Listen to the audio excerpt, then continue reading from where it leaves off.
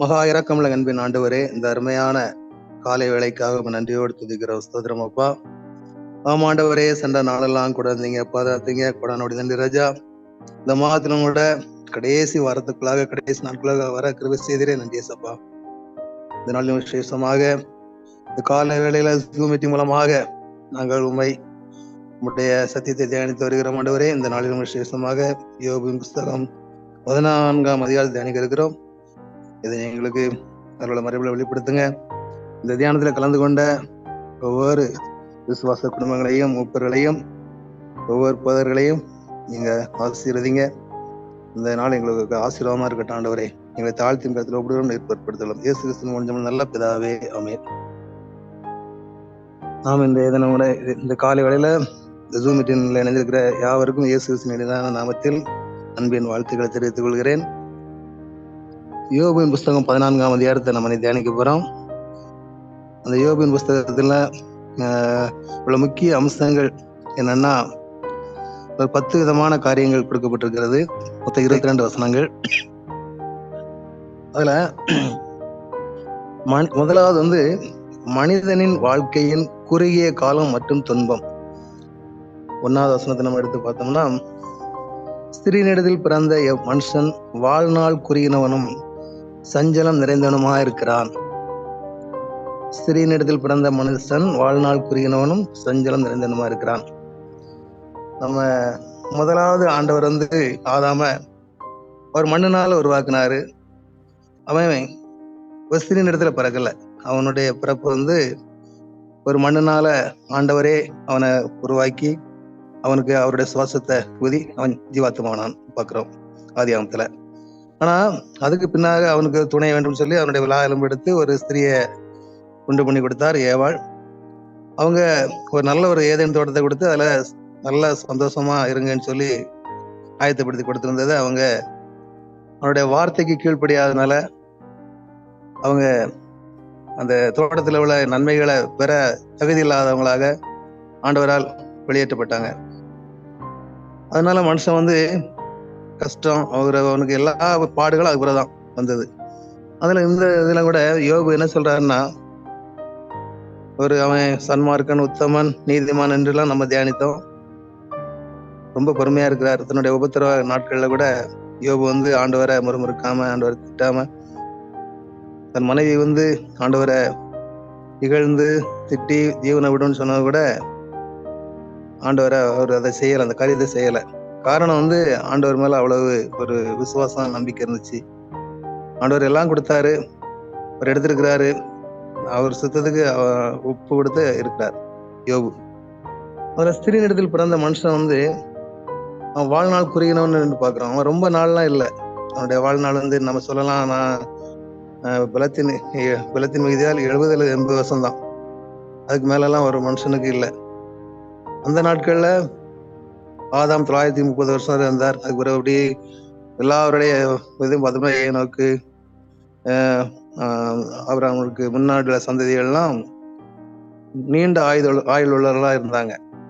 ஆனா பின்னாடி வர வர ஆயுள் குறுகினது. அதான் யோபு சொல்றாரு, சிறிய இடத்துல பிறந்த எந்த மனுஷனுமே அவன் ஆயுள் குறுகினவனு சஞ்சலம் இருந்தவனுமா இருக்கிறது. உலகத்துல அவன் இருக்கிறத வர பாடுகள் உண்டு, உபத்திரம் உண்டு, வியாதி உண்டு, எல்லா விதமான கஷ்டங்களும் உண்டு. அதன் மத்தியிலும் ஆண்டவரை தேடுகிற பிள்ளைகளுக்கு சமாதானம் உண்டு, நிம்மதி உண்டு. அவங்களுக்கு எல்லா விதமான நன்மைகளும் கிடைக்கும். பாடுகள் மத்தியிலும் ஆண்டவர் கூட இருப்பார். அதை கடந்து போவதற்கு அவர் பலன் கொடுப்பார். அப்போ இந்த உலகத்துல வாழ்கிற நம்ம எல்லாருமே நீண்ட நாள் வாழ்வன்கிறது கிடையாது. ஆனா அதை மனுஷர்கள் என்ன செய்யல, நிறைய பேர் அறிந்து கொள்வதில்லை. அவங்க அறியாம வாழ்ந்து கொண்டிருக்கிற ஜனங்கள் நம்ம பாக்குறோம். நிறைய பேர் நிறைய ஓடி ஓடி ஆஸ்திகள் சேர்ப்பாங்க, அந்தஸ்து சேர்ப்பாங்க, பெரிய பெரிய பங்களாவை கட்டுவாங்க, பெருசா அவங்க வாழ்வாங்க. ஆனா போகும்போது எதையுமே நம்ம கொண்டு போறதில்லை. அது யோபு தன்னுடைய வாழ்க்கையில எல்லாமே அறிந்திருக்கிறார். அதான் அவரு மனுஷனுடைய வாழ்க்கையை குறித்து சொல்றாரு. பிறந்த மனுஷன் வாழ்நாள் குறுகினவனு சஞ்சலம் நிரந்தரமா இருக்கிறான். 2வது வசனத்துல நம்ம பார்க்கும் பொழுது வாழ்க்கையின் ஒரு நிலையற்ற தன்மை, வாழ்க்கையின் ஒரு நிலையற்ற தன்மை. அது அவன் பூவை போல பூத்து அர்ப்பணிக்கிறான், நிழலை போல நிலைநிற்காமல் ஓடி போகிறான். நம்ம பூவை பார்க்கும் பொழுது அது காலையில ஃப்ரெஷ்ஷா இருக்கும், பூத்து அழகா இருக்கும் பார்க்கறதுக்கு. அப்படியே நேரம் போக போக போக அது சாயங்காலம் ஆயிட்டுனா வாடி விழுந்துருங்க. அதே போலதான் மனுஷனுடைய வாழ்க்கையும். அவனுடைய வாழ்க்கை 50, 60, 70ன்னு போகும்போது அவனுடைய வாழ்க்கையை அப்படியே மாறுது. சிறு குழந்தையா இருக்கும்போது பிரைட்னஸ், அப்புறம் வாலிபம் நல்ல பிரைட்னஸ், அப்புறம் அப்படியும் ஒவ்வொரு நிலையா வரும் பொழுது அவனுடைய வாழ்க்கையை மாற்றம் வருது. அதனால ஒரு நிலையற்ற தன்மை மனுஷனுடைய வாழ்க்கை ஒரு நிலையற்ற தன்மையுடையது, ஒரு நிழலை போன்றதுன்னு சொல்லப்பட்டிருக்குது. நிழல் காலையில சூரியன் உதித்து வரும் பொழுது நிழல் ஒரு பக்கம்லாம் அது பிறகு நேர்க்க போக போக அது நிழல் மாறி போயிடும். நிழல் நிலையற்றது. மனுஷனுடைய வாழ்க்கை ஒரு நிலையற்ற வாழ்க்கை. அதனால இந்த யோகுடைய இதிலிருந்து நம்ம என்ன தெரிந்து கொள்கிறோம்னா, நாமும் கூட வாழ்க்கை ஒரு நிரந்தரமான ஒரு வாழ்க்கை கிடையாது. அந்த நிரந்தரமான வாழ்க்கை யார்கிட்ட உண்டுன்னா இயேசுவிடம் தான் உண்டு. இயேசுவை பிடித்திருக்கிறவர்களுக்கு, இயேசுவை சொந்த ரட்சகராக ஏற்றுக்கொண்டவர்களுக்கு, நம்ம இந்த உலகத்துல மரித்தா கூட நம்ம பரலோகம் உண்டு என்பது நமக்கு நிச்சயம் இருக்குது. கிறிஸ்தவர்களாகி நமக்கு அந்த நம்பிக்கை இருக்கிறது. ஆனா ஆண்டவரை அறியாதவர்களுக்கு அப்படி இல்லை. அவங்க என்ன சொல்றாங்கன்னா, இதுக்கு பின்னாலே எங்களுக்கு பிறவிகள் 7 பிறவிகள் இருக்குது, நாங்க மறுபிறவி மிருகங்களா பிறப்போம், ஒவ்வொரு மிருகங்களா சொல்லுவாங்க. ஆனா அப்படி இல்லை. மனுஷன் வாழ்கிற வாழ்க்கையை வச்சுதான் அவனுடைய வாழ்க்கை மரணத்துக்கு பிறகு அவனுடைய இது பிரிக்கப்படுது. அவன் மரணம் என்ன செய்யுதுன்னா பிரிக்கப்படுது. அவன் பாவத்தால் அவன் தேவனிடமிருந்து பிரிக்கப்படுதலை குறிக்கிறது மரணம். அது என்னன்னா ஆவிக்குரிய மரணம், சரீர மரணம் 2 இருக்குது. ஆவிக்குரிய மரணம் அவன் என்னன்னா மனிதனுடைய பாவத்தால் அவன் தேவனிடமிருந்து பிரிக்கப்படுகிறான். ஆனா சரீர மரணம் மனிதன் சரீரத்திலிருந்து உள்ளான மனிதனான ஆவி ஆத்மா பிரிவதாகும். அவன் சரீர மரணம் செத்துட்டுனா அவனை மண்ணுக்கு மண்ணா போயிடுறான். அவனோட ஆவி ஆத்மா ஆண்டவருக்கு உடையதா இருந்ததுன்னா அவன் ஆண்டவருடைய சமூகத்துல போய் அது இளைப்பாருது. ஆனா 2ஆம் மரணம்னு பார்க்கும் பொழுது இன்னொரு மரணம், 3வது நம்ம பார்க்கும் 2ஆம் மரணம். அந்த மரணம் ஜீவ புஸ்தகத்துல பெயர் எழுதப்படாதவர்கள் இறுதியாக தேவனை விட்டு பிரிக்கப்பட்டு அக்னியும் கந்தகமும் இருக்கிற கடலாகி நரகத்தில் பங்கடைவதை 2ஆம் மரணம் பார்க்கிறோம். அப்போ மனுஷனுடைய வாழ்க்கை ஒரு நிலையற்ற வாழ்க்கை. நம்ம வாழ்கிறது கொஞ்ச நாள் தான். அந்த நாள்ல நம்ம ஆதாயப்படுத்திக் கொள்ள வேண்டும். இந்த உலகத்துக்காக வாழாதபடி நம்ம இதுக்கு பின்னால ஒரு வாழ்க்கை இருக்குது, இதுக்கு பின்னால நம்ம ஒரு வாழ்க்கை இருக்கு என்பதை உணர்ந்தவர்களாக நம்ம வாழும் பொழுது நிச்சயமாக அந்த பரலோகத்துல நமக்கும் ஒரு இடம் உண்டு.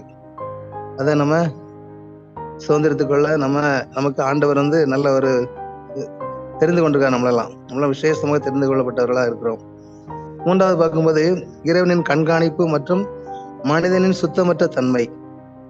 4ஆம் வசனத்தில் நம்ம பார்க்கும் பொழுது, ஆகிலும் இப்படிப்பட்டவன் மேல் நீர் உம்முடைய கண்களை திறந்து வைத்து உம்முடைய நியாயத்துக்கு என்னை கொண்டு போவீரோ, அசுத்தமானதிலிருந்து சுத்தமானதை பிறப்பிக்கத்தக்கவன் கண் உண்டோ, ஒருவனும் இல்லை.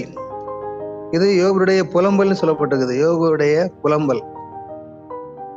பிரியமானவர்களே, அசுத்தமானதிலிருந்து இப்படிப்பட்டவன் மேல் நீர் உம்முடைய கண்களை திறந்து வைத்து நியாயத்துக்கு என்னை கொண்டு போவீரோ சொல்றாரு. அசுத்தமானதிலிருந்து சுத்தமானதை பிரிக்கத்தக்கவன் உண்டோ, ஒருவனும் இல்லை. சங்கீதம் நம்ம 8:4 பார்க்கும்போது,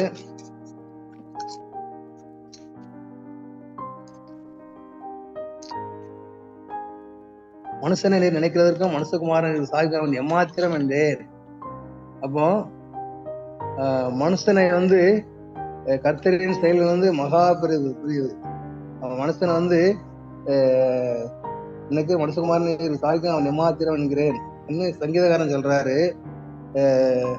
ஆண்டவர் ஞானமா நம்மளை படைச்சிருக்கிறார். நம்முடைய எல்லா படைப்புகளையும் நம்ம விசேஷ விதமாக ஆண்டவர்களை உண்டாக்கி இருக்கிறார். அப்போ ஆண்டவர் என்ன விரும்புகிறாருன்னா ஒரு பசுத்தத்தை விரும்புகிறார். நம்மெல்லாம் பிரித்தெடுக்கப்பட்டவர்கள். எப்படியும் வாழலாம், எப்படியும் இருக்கலாம், எதையும் செய்யலாம் அப்படிங்கிறது கிடையாது. ஆண்டவர் அந்த ஏதேன் தோட்டத்தை உருவாக்கும் பொழுது அதுல எல்லா விதமான கனிகளும் இருந்தது. அதுல விசேஷமாக ஒரே ஒரு மரத்துல மாத்திரம்தான் அந்த கனியை புசிக்காதுன்னு சொன்னார். அதே போல இன்னைக்கு நம்ம சுற்றி இருக்கிற சூழ்நிலைகளை நம்ம பார்க்கும் பொழுது எல்லாமே நமக்கு அனுபவிக்க அதிகாரம் பவுல் சொல்றாரு. எல்லாம் அனுபவிக்க எனக்கு அது உண்டான எல்லாமே தகுதி கிடையாது. எல்லாமே எனக்கு தகுதி கிடையாது. அது தகுதியானதுதான் நம்ம எடுத்துக்கணும். அதுக்காக எனக்கு சுதந்திரம் இருக்குன்னு சொல்லி நம்ம எல்லாவற்றையும் நம்ம எடுத்தோம்னா அது ஆண்டவருக்கு பிரியமில்லாததாயிரும்.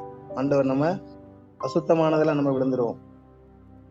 பிரியமானவர்களை அசுத்தமானதில் விழுந்துருவோம். அதனால ஆண்டவர் நம்மளை விரும்புகிற காரியம் பிரித்தெடுத்துக்கப்பட்டவர்கள் நம்மலாம். அவர் அசுத்தமானது சுத்தமானதை பிறப்பிக்கத்தக்கவன் உண்டோ? ஒருவனும் இல்லை. ஆனா எல்லாருமே சொல்றோம் நம்ம நான் நீதிமான், நான் பரிசுத்தவான். எல்லாரும் சின்னதுல பாவத்துல விழுந்துருவோம். பாவம் செய்யாதவன் யாருமே இல்லை. எல்லாருமே பாவம் செய்யறாங்க. சின்ன சின்ன பாவங்கள் நம்ம கண்ணுக்கு தெரியாது. ஆனா இது பாவம். நம்ம மனசாட்சியோட சொல்லாது பாவம்னு சொல்லாது. ஆனா அது அவனோட பார்வைக்கு பாவமா இருக்கலாம். நம்ம சிலர்கிட்ட கடினமா பேசிடுவோம், திட்டிடுவோம். சிலர் அவங்களுக்கு தேவை இருக்கும், நம்முடைய இருக்கும் கொடுக்க மாட்டோம். பிடிவாதமா இருக்கும், உங்களுக்கு கொடுக்க விடாதுன்னு சொல்லிட்டு. இப்படிப்பட்டதெல்லாம் பாவம் தான். அப்போ அது ஆண்டவருக்கு பிரியமில்லாத காரியங்கள், அசுத்தமானதுதான். ஆண்டவருக்கு பிரியமானவர்களை நம்ம செய்யணும். அசுத்தமானதுல இருந்து ஆண்டவர் நம்மளை பிரித்தெடுத்துக்கார். யோபு அதுல உண்மை நுட்பமா இருந்தாரு நம்ம பாக்குறோம். ஐந்தாவது அர்த்தம் பார்க்கும்போது ஆண்டவர் மனிதனின் நாட்களை கடவுள் அறிந்திருக்கிறார். மனிதனின் நாட்களை கடவுள் அறிந்திருக்கிறார். அவருடைய நாட்கள் தீர்மானிக்கப்பட்டிருக்கின்றன. மனிதனுடைய நாட்கள் அவனுடைய மாதங்கள் அவனுடைய நாட்கள் தீர்மானிக்கப்பட்டிருக்கின்றன. அவன் மாதங்கள் உன்னிடத்தில் குறிக்கப்பட்டிருக்கின்றன. அவன் எல்லைகளை நீ வைத்திருக்கிறாய். அப்போ மனுஷனுடைய நாட்கள் நீங்க பாத்தீங்கன்னா சங்கீதம் 90 அதுல ஒரு பார்வைக்கு 1000 வருஷம் நேற்றிலிருந்து நாள் போல நாட்சாம்பலம் இருக்கிறது. அவர்களை வெள்ளம் போல் வாரிக்கொண்டு போகிறேன். நித்திரை கொத்திருக்கிற காலையிலே முளைக்கிற புல்லுக்கு ஒப்பா இருக்கிறார்கள். எங்கள் நாட்கள் எல்லாம் உங்கள் கோபத்தால் போய்விட்டது. ஒரு கதையை போல் எங்கள் வருஷங்களை கலைத்து போட்டோம். அப்போ எங்கள் ஆயுசு நாட்கள் 70 வருஷம், பலத்தின் மீது 80 வருஷமா இருந்தாலும் அது மேன்மையான வருத்தம் சஞ்சலமே. அதுவும் சீக்கிரமா கடந்து போய் நாங்களும் பறந்து போகிறோம். அப்போ வருஷங்கள் ஒரு நான் எவ்வளவு நாள்லாம் நம்ம சொல்ல முடியாது. மனிதன நாட்களை கடவுள் தான் அறிந்திருக்கிறார். மனுஷன் பிறப்ப டாக்டர் சொல்லியிருந்தார். டாக்டர்கிட்ட போய் அவங்க செக் பண்ணும் பொழுது இந்த தேதியில இந்த டைம்ல கூட பிறக்கும்னு சொல்லுவாங்க. ஆனா மனிதன் இறப்ப யாராலையும் சொல்ல முடியாது. அவரு நாளைக்கு சாவாரா, என்னைக்கு சாவாரு, என்னைக்கு இருப்பாரு, என்னைக்கு அதெல்லாம் அவனுடைய கையில இருக்குது. அப்போ நம்முடைய நாட்களை அவர் தான் அறிந்திருக்கிறார். நம்முடைய நாட்கள் அவருடைய கையில் இருக்கிறது. அது எத்தனை மாதம் எத்தனை நாள் என்று அவரே முதல்ல கணக்கு போட்டு வச்சுட்டாரு. அது யாராலும் மாற்ற முடியாது. அப்ப அது வரைக்கும் நம்ம சில பாடுகள், கஷ்டங்கள், சிலருக்கு எல்லாருக்கும் அந்த பாடுகள் இல்லை. எல்லாரும் பாடுகள் படுறாங்களா? அதெல்லாம் இல்லை. ஆண்டவரோடு நெருங்கி வந்தாச்சுன்னா அந்த பாடுகள் எல்லாம் வரும். சாசு உத்தரவு கேட்கிறான் யோபை சோதிக்கும் பொழுது கூட யோபு சொல்றாரு, அவனுடைய பிராணனை மட்டும் நீ வாங்கிறாத, உயிரை மட்டும் எடுத்துறாத, மாதிரி எல்லாம் சேர்ந்து. அதே போல நம்மளை கூட வெள்ளியை புடம்புறது போல புடம்புறதுக்கு சாத்தான் வரலாம், நம்ம வாழ்க்கையில குறுக்கிடலாம். ஆனா நம்ம ஆண்டவரோடு இருக்கும் பொழுது அதை மேற்கொள்ள முடியும். ஆண்டவர் எசேக்கியா தீர்க்கதரிசி ஏசாயா சொல்றாரு, நீர் மரித்து போயின்னு சொல்லும்போது கூட அவன் சோரை பார்த்து திரும்பி அழுதான். 15 வருஷத்துக்கு கூட்டி கொடுக்கிறான். 15 வருஷம் எசேக்கியாவுக்கு ஆண்டவர் கூட்டி கொடுக்கிறார். அதே போல நம்முடைய நாட்கள் அவருடைய கரத்தில் இருக்குது. ஆண்டோடைய கரத்துல தான் இருக்குது. நம்ம கையில ஒண்ணுமே இல்லை. அடுத்தால பார்க்கும்போது மனிதனுக்கு ஒதுக்கப்பட்ட எளிய ஆறுதல். 6வது வசனம், மனிதனுக்கு ஒதுக்கப்பட்ட எளிய ஆறுதல். அவன் ஒரு கூலிக்காரனை போல் தன் நாளின் வேலையாயிற்று என்று ரம்மியப்படும் மட்டும் அவன் ஓய்ந்திருக்கும்படி உமது பார்வையை அவனை விட்டு விலக்கும். யோபு 7ஆம் அதிகாரம் 1ஆம் வசனத்துல, பூமியிலே போராட மனுஷனுக்கு குறிக்கப்பட்ட காலம் உண்டல்லவா, அவன் நாட்கள் ஒரு கூலிக்காரன் நாட்களை போல் இருக்கிறதல்லவா. அப்போ கூலிக்காரன் வந்து காலையில வேலை செஞ்சா சாயங்காலம் அதுக்கு பாத்துட்டானா அதுக்கு சம்பளத்துக்கு காத்து இருக்கிறான். அதே போலதான் நம்ம வாழ்க்கை இருக்குது. நம்ம ஒவ்வொரு நாளும் ஆண்டவர் சம்பளத்துல காத்து இருக்கணும். கூலிக்காரன் அந்த வேலையை முடிஞ்ச உடனே கூலிக்காக காத்திருப்பான். அதே போல இன்னைக்கு நம்முடைய பிராணனுக்காக, நம்முடைய ஜீவனுக்காக, நம்ம எந்த இடத்துல விழுந்து போகாதபடி காத்து கிடக்க வேண்டும். அதே இதுல 16ஆம் வசனம், யோபு 7ஆம் அதிகாரம் 16 இப்படி இருக்கிறதை ஆலோசிக்கிறேன், என்னாலும் உயிரோடு இருக்க விரும்பேன், என்னை விட்டு விடும், என் நாட்கள் மாயேதான், நான் என் உமிழ் நீரை விழுங்காதபடி எத்தனை காலம் என்னை நெகிழாமலும் என்னை விடாமலும் இருப்பீர்.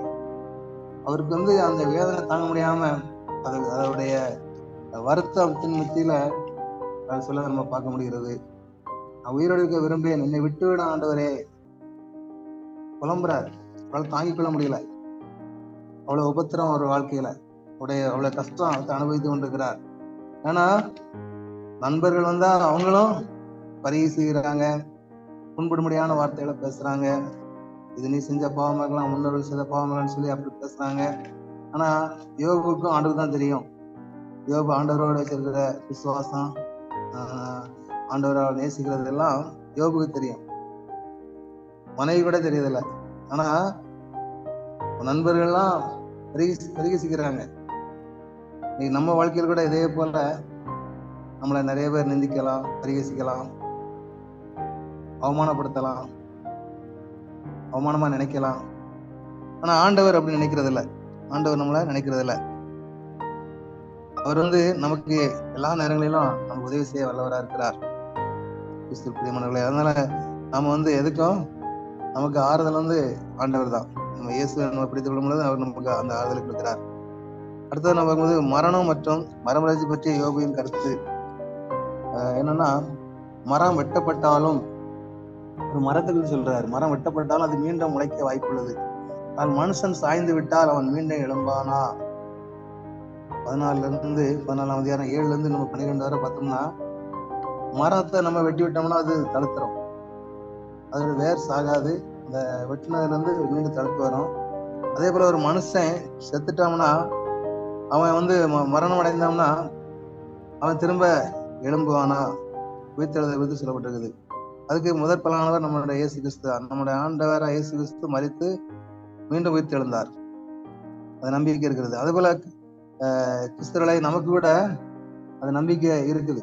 எல்லாருக்குமே இயேசு மரித்து உயிர்த்தெழுந்த நம்பிக்கை நமக்கு எல்லாருக்கும் இருக்குது. லூக்கா 12ஆம் அதிகாரம் 20ஆம் வசனத்துல நம்ம பார்க்கும்பொழுது, தேவனும் அவனை நோக்கி, மதிகடனே, உன் ஆத்மா உன்னிடத்திலிருந்து இந்த ராத்திரியிலே எடுத்துக்கொள்ளப்படும், அப்பொழுது நீ சேகரித்தவர்கள் யாருடையதாகும் என்றார். ஒரு ஐஸ்வர்யவன் வந்து கேட்கிறான், ஒரு ஐஸ்வர்யவன் வந்து ஆண்டவர்கிட்ட கேட்கிறான், உனக்காக அநேக வருஷங்களுக்கு அநேக பொருட்களை சேர்த்து வச்சிருக்கிறேன், ஒரு பொக்கிஷம், ஒரு பண்டசாலை கட்டி அதுல நிறைய பொருட்கள் சேர்த்து வச்சிருக்கிறான், ஆனா அதை யாரு எடுத்துட்டு போகணும்னு அவனுக்கு தெரியாது. அந்த ஐஸ்வர்யா வந்து தனக்காகவே பொக்கிஷங்களை சேர்த்து வைக்கிறவன் இப்படியே சேர்க்கிறான் என்றார். பின்னும் அவர் தம்முடைய சீசரை நோக்கி, இப்படி இருக்கிறபடினால் எண்ணத்தை உண்போம் என்றும் உங்கள் ஜீவனுக்காகவும் எண்ணத்தை விடுப்போம் என்று உங்கள் சரீரம் கவலைப்படாதீர்கள் என்று உங்களுக்கு சொல்கிறேன். அப்போ இன்னைக்கு நம்ம வந்து நம்ம சரீரத்துக்காக நிறைய நம்ம சேர்த்து வைக்கிறோம். ஆனா நம்முடைய இந்த ராத்திரியில நான் மரித்தா எங்க போவேன், எங்க போவாது தெரியாது, பிரியமானவர்களே. ஆனா நம்ம வந்து கிறிஸ்தவர்களை நமக்கு வந்து இன்னைக்கு நான் மரித்தா கூட நான் பரலோகத்துல இருப்பேன், அவனுடைய மடியில இருப்பேன்னு சொல்லி அந்த நம்பிக்கை நமக்கு இருக்க வேண்டும். நீங்க லூக்கா 16ஆம் அதிகாரம் அதுல பார்த்தோம்னா ஒரு லாசருவை பார்க்கிறோம். அவன் வந்து தரித்திரனா இருக்கிறான், ஒரு ஐஸ்வர்யவான், பெரிய ஐஸ்வர்யவான். அவன் வீட்டுல ரத்தாம்பரம் வரைக்கப்பட்டிருக்குது, அவன் வீட்டுல நல்லா சாப்பாடு நடக்குது, எல்லாம் இருக்குது. ஆனா தரித்திரம் வாசல்ல இருக்கிறான். அவனுக்கு வந்து இந்த நாய்க்கு மீதி போடுறது கூட அவனுக்கு போடுறது மனசு இல்லை. 2 பேரும் மறிக்கிறாங்க. லாசரு ஆபிரகாம் மடியில இருக்கிறாரு, ஆனா ஐஸ்வர்யவான் வந்து நரகத்துல இருக்கிறாரு. அங்க தாகம்னு சொல்லிட்டு ஆண்டவர் கேக்குறான், ஆண்டவரே அந்த லாசருவை என் விரல்ல தண்ணீரை தொட்டு நாக்குல வைக்க சொல்லிட்டு ஆண்டவர் அது முடியாதுங்கிறார். அதுக்கு இல்லை, அதுக்கு அந்த இது கொடுக்கல. நம்ம என்ன பாக்குறோம்னா அதுல, அப்ப நம்ம இந்த உலகத்துல இருக்கிற நன்மை செய்யணும், மற்றவர்களுக்கு நன்மை செய்யணும், மற்றவர்களை நம்ம அவங்களும் ஒரு மனுஷனா நினைக்கணும், அவங்களுக்கு உதவி நடும்பது செய்யணும், மற்றவர்களுக்காக நம்ம ஜெபிக்கணும். ஒரு ஆன்மா கெட்டு போகாதபடி அதை நம்ம அதுக்காக வாரப்படணும். இதெல்லாம் ஆண்டவர் விரும்புகிற காரியம். இல்லாதபடிக்கு நம்ம நமக்காகவே வாழ்ந்தோமையானால், நம்முடைய சுயத்துக்காக சுயநலத்துக்காக நம்ம இன்னைக்கு எல்லாருமே சுயமாயிட்டாங்க. இந்த உலகத்துல நம்ம பார்க்கும்போது, இந்த நூற்றாண்டுல நம்ம பார்க்கும் பொழுது, மனிதர்கள் ஓடுகிற ஓட்டத்தை நம்ம பார்க்கும் பொழுது சுயம் சார்ந்தவர்களா இருக்கிறாங்க நிறைய பேர். ஆனா ஆண்டவர் அப்படி இல்லை. இயேசு கிறிஸ்து பிதாவான தன்னுடைய ஒரே பேரான அந்த குமாரன் இந்த உலகத்துக்கு அனுப்பி தந்து, இந்த உலக மக்கள் ரட்சிக்கப்படணும், எல்லா பாவிகளும் மனம் திரும்பணும், எல்லாரும் அந்த பரவராஜ்யத்துக்கு வரணும்னு சொல்லிதான் அவர் தன்னுடைய ஒரே பேரான குமாரன் இந்த உலகத்துக்கு அனுப்பி தந்தார். அதனால இயேசு கிறிஸ்து நமக்கு முதல் பலனானவர். முந்தின ஆதாம்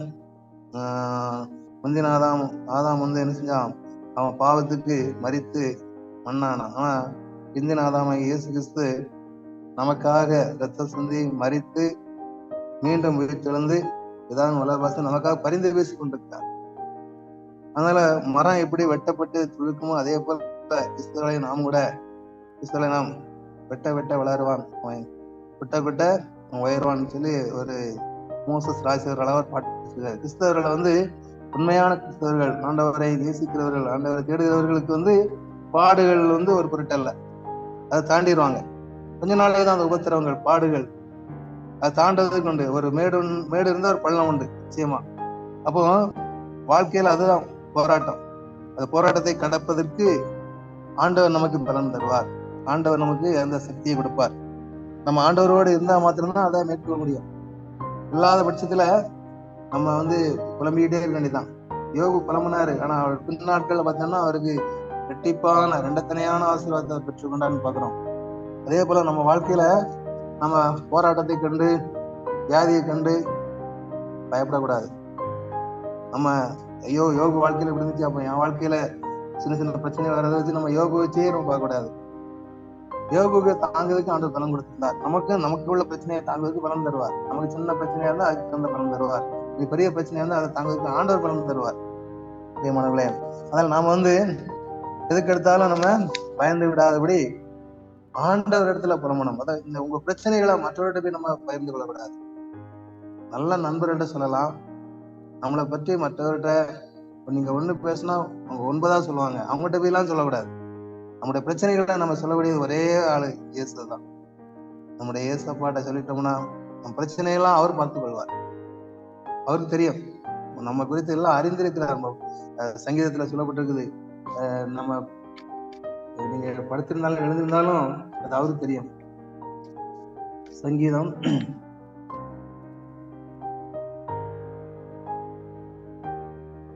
139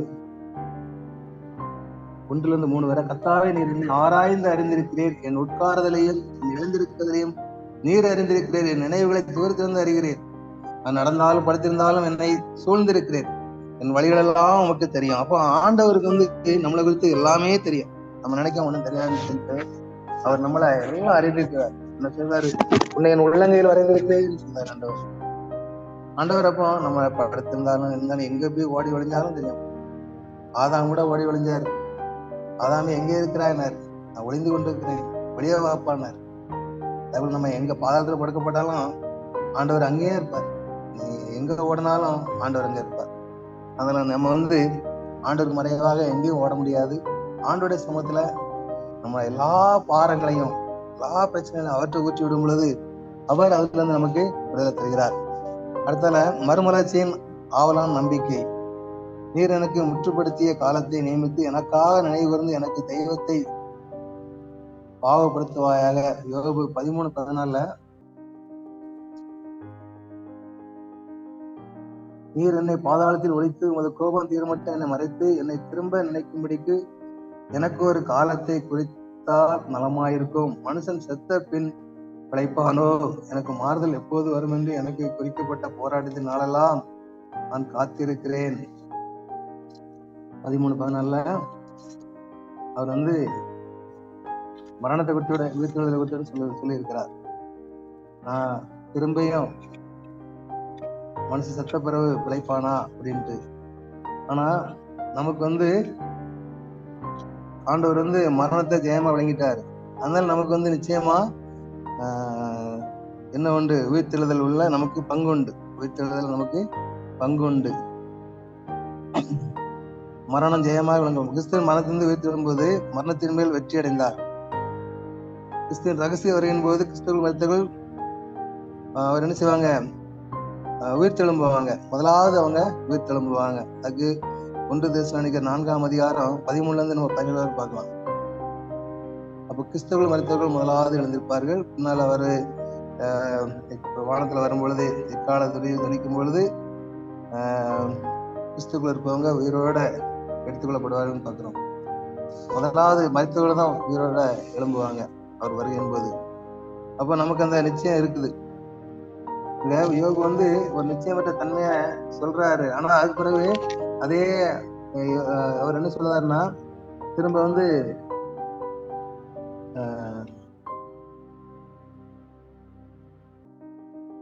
யோபு 31:4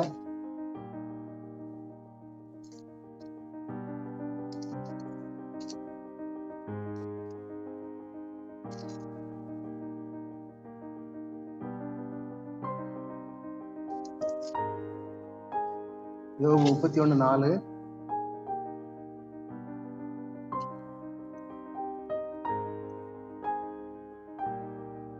அவர் என் வழிகளை பார்த்து நடைகளை எல்லாம் எண்ணுகிறார் அல்லவா?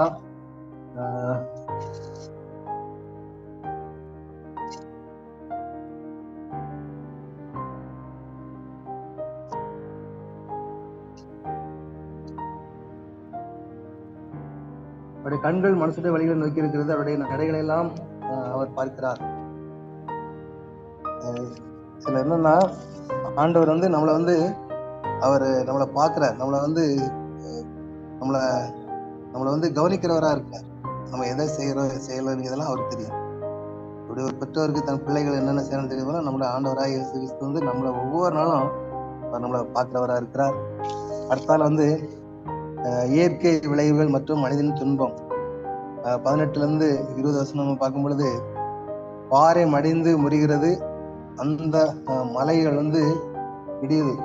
நம்ம பார்க்கதான் செய்யறோம். அதை ஒவ்வொரு நாளும் அங்கங்க வழக்கத்துக்கு மாறான மலைகள், வழக்கத்துக்கு மாறான எல்லாமே இயற்கை சீற்றங்கள் எல்லாமே அது வந்து மனுஷனால உருவாக்க முடியாது. அந்த ஆண்டவருடைய இது. ஆண்டவர் கூட நோவாவுடைய நாட்கள்ல வந்து பெரும் வெள்ளம் வந்து அடைஞ்சது. அதுபோல இயற்கை அழிவுகள், அதுக்கு வந்து மனிதனுடைய பாறை மடிந்து முறிகிறது, மலை முதலாய் விழுந்து கரைந்து போகும், கண்மலை தன் இடத்தை விட்டு பெயர்ந்து போகும், தண்ணீர் கற்களை குடையும், ஜலப்பிரவாகம் பூமியின் தூளிலே முளைத்ததை மூடும். அப்படியே மனுஷன் என்ன செய்வான்? டைம் ஆச்சு, லாஸ்ட்ல முடிச்சிடலாம்.